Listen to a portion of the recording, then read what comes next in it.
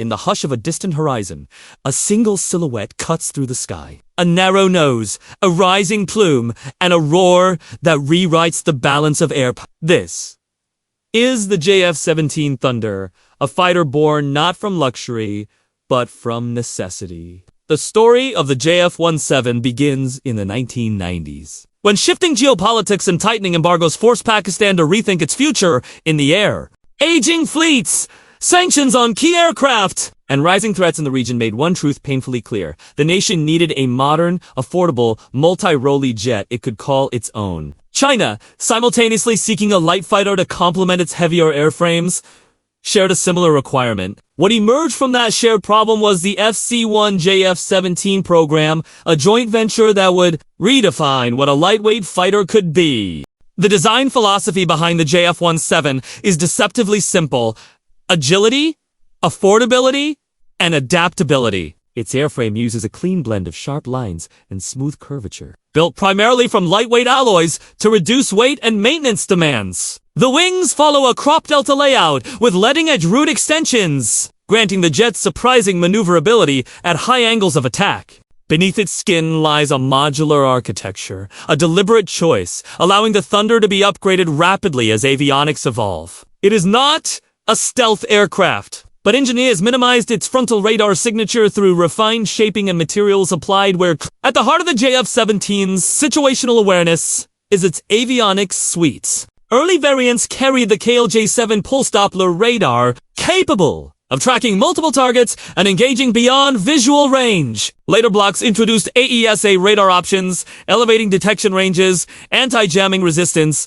and reliability. The glass cockpit is deliberately pilot-centric, with color, multi-function displays, a wide HUD, and hands-on throttle and stick controls to keep a pilot's eyes locked on the battle outside the canopy. Electronic warfare pods, countermeasure dispensers, and data links give the Thunder a degree of survivability far beyond its budget class. Powering the JF-17 is the Russian-designed RD-93 turbofan, a derivative of the RD-33 family known for its compact size and thrust, delivering around 18,000 to 19,000 pounds of thrust with afterburner. The engine pushes the Thunder to speeds approaching Mach 1.6. Its climb rate exceeds 50,000 feet per minute, with a service ceiling near 55,000 feet. The jet's combat radius, typically between 600 and 800 kilometers depending on loadout, is supported by optional in-flight refueling on later variants, a capability that expands its reach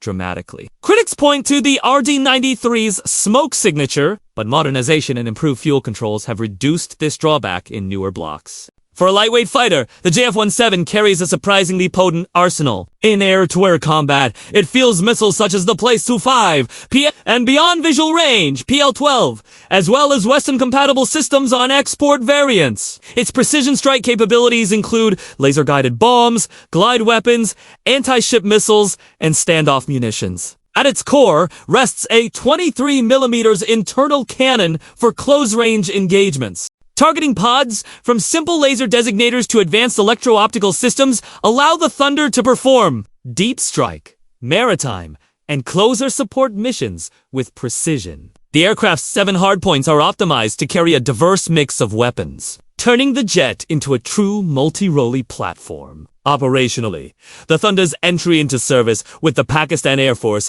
marked a turning point.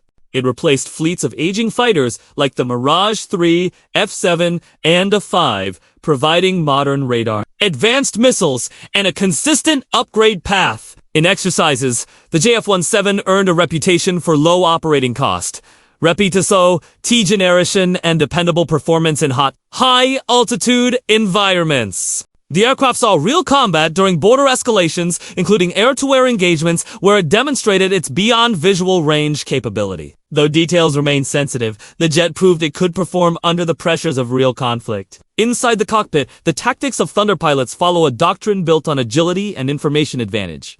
The aircraft is not meant to brute force its way through superior fighters. Instead, it uses its radar reach, data link coordination, and lightweight agility to strike first and disengage cleanly. When paired with ground-based air defense networks, AEW, NC aircraft, and strike packages. The JF-17 becomes part of a layered ecosystem, a flexible tool that adapts to the mission rather than dictating it. Its strength lies not in absolute superiority, but in balanced capability delivered consistently, economically, and predictably. When compared with rivals like the F-16 or the MiG-29, the JF-17 occupies a different space. The F-16 has greater engine power, more payload, and decades of refinement advantages that make it a formidable benchmark.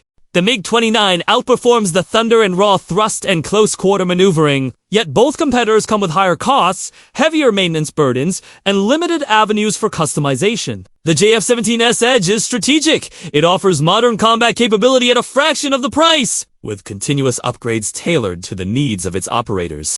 It is a jet designed not for dominance in every metric, but for dependable performance across all missions. Today, the JF-17 flies with Pakistan, Myanmar, and Nigeria, with more nations evaluating it as budgets tighten and threats evolve. The latest variants, including the JF-17 Block 3, introduce AESA radar, improved electronic warfare, helmet-mounted displays, and advanced long-range missiles.